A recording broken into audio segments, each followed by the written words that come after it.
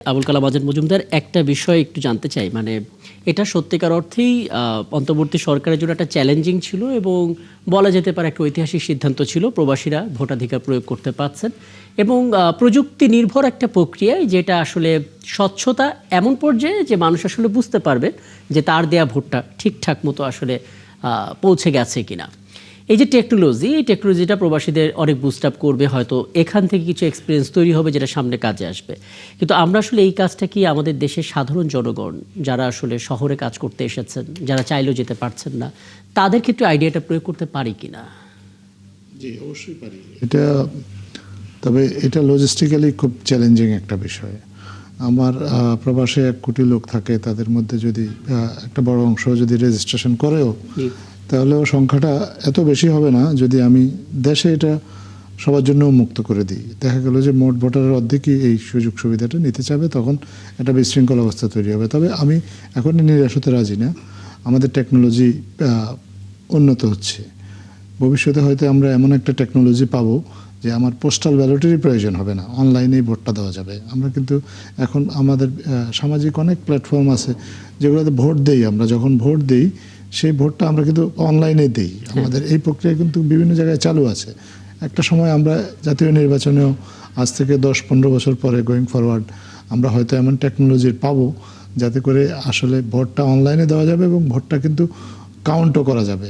দেখেন, পোস্টাল ব্যালটের 2টা লজিস্টিক সমস্যা আছে। একটা প্রথমত লজিস্টিক, আপনার ভোটটা নেওয়া, তারপর সেটা নির্দিষ্ট নির্বাচনী এলাকায় পৌঁছানো এবং তারপরে সেটা গণনা করা। এবং এটার আরেকটা দিক আমরা কখনো ভাবি না, সেটা হলো যে প্রার্থী কীভাবে ভোটারের কাছে পৌঁছাবেন। আপনার যদি ভোটার থাকে চট্টগ্রাম, প্রার্থী থাকে ঢাকায়, তাহলে তো অধিকাংশ ভোটারের কাছে প্রার্থী নিজেই পৌঁছাতে পারবেন না। তার নির্বাচনের বার্তাটাও তো উনি দিতে পারবেন। নিয়ম রক্ষার্থে ভোট দেওয়া হয়ে যাচ্ছে। হ্যাঁ, নিয়ম রক্ষার্থে ভোট দেওয়া হবে বা দলীয় বিবেচনায় ভোট দেওয়া হবে। কিন্তু আমাদের এই নির্বাচন তো শুধুমাত্র দলীয় বিবেচনা না, প্রার্থীর যোগ্যতা, প্রার্থীর contribution to the particular area, বা প্রার্থীর যে পার্সোনাল ইন্টিগ্রিটি, যে ব্যক্তিগত সততা, এগুলোও কিন্তু ভোটাররা বিবেচনা করে। শুধুমাত্র মানে অন্ধের মতো একজন একটা নির্দিষ্ট দলের সমর্থকের জন্য বিবেচনা করবে, তো এরকমটা তো হয় না। কিন্তু তাহলে প্রার্থীকে তাহলে কীভাবে তারা যাচাই করবে? প্রার্থীকে তারা সরাসরি না দেখলে বা প্রার্থী যদি তাদের কাছে পৌঁছাতে না পারে, এই জন্য এই সুযোগটা যদি ব্যাপক আকারে উন্মুক্ত করে দেওয়া হয়, তখন এই সমস্যাটা তৈরি হবে। তবে প্রযুক্তি যদি উন্নত হয়, সেটা আমরা বিশ্বাস করি। আজ থেকে ধরেন আমাদের এটা আমরা একটা প্রথমবারের মতো এই প্রযুক্তিটা আমরা চালু করলাম, প্রযুক্তির সাহায্য নিয়ে এই পদ্ধতিটা আমরা চালু করলাম। আগামী 5 বছরে আমাদের বিশ্বাস প্রযুক্তি আরও উন্নত হবে, তখন বিষয়টা আরেকটু সহজতর হবে। তারও পরে গিয়ে আমরা আশা করতে পারি যে প্রযুক্তিটা এমন এক জায়গায় যাবে যে আমাদের সাথে ভোটারদের সাথে প্রার্থীও যোগাযোগ করতে পারবেন, তার অবস্থান জানাতে পারবেন, এবং ভোটাররাও হয়তো তার নিজ নিজ জায়গা থেকেই তার ভোটটা দিতে পারবেন এবং সেটা ইলেকট্রনিক পদ্ধতিতেই গণনা করা সম্ভব হবে, সেটা বিশ্বাসযোগ্য পদ্ধতিতে। আমাদের দেশে ইলেকট্রনিক ইভিএম একটা জিনিস চালু করেছিল, সেটা দেখা গেলো যে ভোটারের আস্থা তৈরি করার বদলে অনাস্থাটাই আসলে বাড়িয়ে দিয়েছে। সো এইরকম কোনো হযবরল অবস্থা হবে না। একটা সঠিক টেকনোলজি আসবে, যে টেকনোলজিটা শুধু বাংলাদেশ না, সারা বিশ্বেই পরীক্ষিত। সেক্ষেত্রে আমরা হয়তো বা যার যার জায়গায় থেকেই এটা করতে পারবো। তবে সেটার জন্য আমার মনে হয় আরও কিছুদিন অপেক্ষা করতে হবে। কিছু অভিজ্ঞতার প্রয়োজন আছে এবং কিছু বাস্তবতা বিচার করার প্রয়োজন আছে। আমি একটু ডক্টর আমানুল্লাহ, আপনার একটা মতামত নিতে চাই ছোট করে। গণভোটের অংশে আমরা একটু আলাপ করতে চাই। মানে একটা ঐকমত্য কমিশন হয়েছে, যে কমিশনে এক ছাদের নিচে সব রাজনৈতিক দলের নেতারা এসেছেন, নানা বিষয় নিয়ে কথা হয়েছে, একটা সিদ্ধান্তে উপনীত হওয়া গেছে। দিন শেষে সেগুলো নিয়ে গণভোটটা হবে। আমি গণভোটের পক্ষে কি পক্ষে না, সে মতামতটা আমি ভোটার হিসেবে দেব। এই যে বার্তাটা কতটা পৌঁছানো গেল, আসলে এটাও তো জেনারেল ভোটের মতোই ইম্পর্টেন্ট। আমরা আসলে কতটা পৌঁছাতে পারলাম? খুবই ক্রিটিক্যাল কোয়েশ্চেন। এবং আপনার ধরেন গণভোটের যে এজেন্ডাগুলো, সেই এজেন্ডাগুলো তো অনেকগুলো এজেন্ডা, কিন্তু ওভারঅল আপনি দেখবেন যে 4টা বিষয় তারা নির্দিষ্ট করে দিয়েছেন। এবং যে 4টা বিষয় নির্দিষ্ট করে দিয়েছেন, সেই 4টা বিষয় কিন্তু সাধারণ ভোটাররা বুঝতে পেরেছে, তাদেরকে কেউ না কেউ বুঝিয়েছে, বোঝানো হয়েছে। এবং আবারও সেই আগের জায়গাতেই যাচ্ছি যদি, যেহেতু আমি গবেষক মানুষ, গবেষণা করি, গবেষণার রিপোর্ট বলছে যে একটা বিশাল সংখ্যক ভোটার তারা প্রভাবিত হয়েছে তাদের যে রেসপেক্টিভ যারা আছেন, যারা এমপি পদপ্রার্থী তাদের দ্বারা এবং তাদের পরিবারের সদস্যদের দ্বারা, যে গণভোটে তারা কি ভোট দিবেন। এবং আমার ধারণা গণভোটের পার্সেন্টেজ আমাদের যে সাধারণ নির্বাচনে এমপি ক্যান্ডিডেটদের তুলনায় অনেক বেশি হবে। আমার ধারণা 15 থেকে 20% বেশি হবে আপনার গণভোটের, আপনার যারা ভোট দিতে আসবেন তারা গণভোটে অংশগ্রহণ করবেন এবং গণভোটের একটা অংশ 15 থেকে 20% বেশি দেখা যেতে পারে যে অংশগ্রহণকারী। এবং একটা জিনিস তারা বুঝতে পেরেছে যে গণভোটে যদি আমি ভোট দেই তাহলে আমার কিছু পরিবর্তন আসবে। যদিও অনেক, কারণ সবগুলো পলিটিক্যাল পার্টি তো আপনার এই যে ঐকমত্য কমিশনে সিগনেচার করেছে, এক দুইটা ছাড়া। কারো কারো হয়তো নোট অফ ডিসেন্ট আছে, কিন্তু নোট অফ ডিসেন্ট থাকলেও ওভারঅল যে মেজর যে জিনিসগুলো সেগুলোতে কিন্তু তাদের ঐকমত কিন্তু প্রতিষ্ঠিত হয়েছে। সো এটা সবার জন্যই ভালো হবে এবং আশা করি যে আমার গণভোটে, আমাদের যে এবার গণভোটটা অনুষ্ঠিত হতে যাচ্ছে সেটা আপনার একটা ভালো সাকসেসফুল রেজাল্ট আপনার নিয়ে আসবে বলে আমি মনে করি। ডক্টর মোহাম্মদ জাকারিয়া, মানে আমরা তো দেখতে পেলাম নির্বাচন কমিশন তার জায়গা থেকে যতভাবে সম্ভব মক ভোটিং থেকে শুরু করে পাবলিক অ্যাওয়ারনেস তৈরি করা, নানাভাবে আসলে গণভোটের বিষয়টি স্পষ্ট করার চেষ্টা করেছে। আপনার কি মনে হয় কোনো জায়গায় কি এখনো কাজ করার সুযোগ ছিল যেটা আসলে কমিশন করতে পারেনি, যেটা করলে হয়তো আরেকটু স্পষ্ট করা যেত? আপনার পর্যবেক্ষণ, দীর্ঘ সময় আপনি আসলে কাজ করেছেন নির্বাচন কমিশনে, একটু জানতে চাই। হ্যাঁ, এটা ইতিমধ্যে ইতিপূর্বেও যে গণভোট গুলো হয়েছে, যেমন এর আগেও 3টি গণভোট আমাদের দেশে অনুষ্ঠিত হয়েছে, সেটা 1977 এবং 1985 এবং 1991। এই 3টা গণভোট ইতিমধ্যে অনুষ্ঠিত হয়েছিল এবং সেখানে শুধু একটি বিষয় ছিল।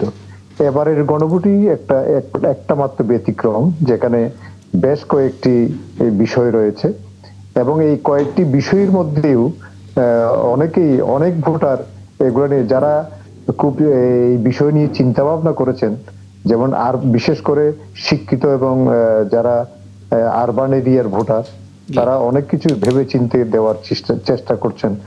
এখন এই কয়েকটা বিষয়ের মধ্যে অনেকেই বলতে শুনেছি এবং আমার কাছেও অনেকে এই বিষয়টা জানতে চেয়েছে, বলে যে আমি তো একটা বিষয় এটাতে আমি না দেওয়ার পক্ষে, আর একটা বিষয় এটা আমি হ্যাঁ দেওয়ার পক্ষে, কিন্তু একসাথে সবগুলো বিষয় মিলে শুধু হ্যাঁ না বলে দিল, এটা তো একটা, এই জন্য অনেকেই এটা কিন্তু দ্বিধাগ্রস্ত।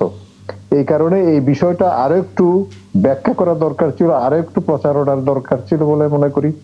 এবং সেটা নির্বাচন কমিশনের পক্ষ থেকেও হতে পারত এবং সরকারের পক্ষ থেকেও হতে পারত, বিষয়গুলা আরো একটু ক্লিয়ার করা। তাইলে এই বিষয়টা নিয়ে আর তেমন একটা কিছু হতো, আর সময়ও বেশি ছিল না, যেহেতু একসাথেই নির্বাচন অনুষ্ঠিত হতে যাচ্ছে জাতীয় সংসদ এবং এই কারণে এই বিষয়টা তেমন একটা বেশি ক্লিয়ার করা যায়নি। তারপরেও আমরা আশাবাদী মোটামুটি এই নির্বাচনে, এই গণভোটও আশা করি মোটামুটি একটা মানুষের এই প্রত্যাশা আসলে এখন এই মুহূর্তে আমরা করতে পারি। জনাব আলী আহমেদ খান, খুব সংক্ষেপে একটা বিষয় একটু জানবো। বলা হচ্ছে এবার এই নির্বাচনে ভোট দেয়াটা যতটা চ্যালেঞ্জিং আয়োজনের ক্ষেত্রে, ভোট গণনাটা তার চেয়ে বেশি চ্যালেঞ্জিং। অর্থাৎ ভোট গণনার পর যে পরিবেশ, সেই পরিবেশটা খুব ইম্পর্টেন্ট। সেখানে সমস্ত রাজনৈতিক দলগুলো জাতীয় স্বার্থে যদি ভোটের ফলাফলটা মেনে নেয়, পরিস্থিতি খুব চমৎকার হবে। আর যদি সেটা তারা না মানেন, একটা সংকট তৈরি হবে। আপনার দিক থেকে আসলে ওই সময়টা কেমন হওয়া উচিত, কী ধরনের ব্যবস্থাপনাটা নেওয়া উচিত ভোট গণনার ক্ষেত্রে, সংক্ষেপে? আপনি বলেছেন যে ঝুঁকির কথা, অবশ্যই এটা এক্স্যাক্টলি অ্যানালাইসিস তাই বলে। তবে এখানে একটা জিনিস খেয়াল রাখতে হবে, রোল অফ মিডিয়া কিন্তু ইম্পর্টেন্ট একটা ভূমিকা রাখে এখানে। কারণ যখনই আপনার কোনো প্রোপাগান্ডা আসবে বা এরকম একটা আপনার মিস ইনফরমেশন আসবে, টাইম টু টাইম ব্রিফিংটা রাখতে হবে আমাদের, যেটা একটা মেজর ফ্যাক্টর আছে, টাইম টু টাইম ব্রিফিং। আর একটা হলো কি, আমাদের কিন্তু অন্য যে কোনো সময় তুলনায় এবার কিন্তু role of armed forces important role play করে। আমি মনে করি যে armed forces role is totally different, এবং armed forces to take the lead এবং উইথ দ্য সিভিল প্রশাসন, তারা যদি সঠিকভাবে দায়িত্ব নেয়, আমার মনে হয় না এখানে কোনো কিছু ঘটার সম্ভাবনা আছে। কারণ আমরা আমাদের প্রাণপ্রিয় সেনাবাহিনী এবং সাথে জনগণ, এটা কিন্তু বড় একটা শক্তি মনে করি এখানে। ইট ইজ নট দ্যাট, সাধারণ জনগণের কথা বলছি এবং আমাদের আর্ম ফোর্সেস, তারা যদি এর সাথে প্রশাসন যদি থাকে, আমি নিরপেক্ষ ভূমিকা পালন করে, তাহলে মনে করি এই সমস্ত ঝুঁকির কথা আপনি বলছেন এগুলো উই ক্যান ওভাররুল ইট। সুতরাং আমি বলবো যে এবার যেহেতু আর্ম ফোর্সের একটা ইম্পর্টেন্ট রোল আছে, তাদেরকে বেস্ট পাওয়ার দেওয়া হয়েছে।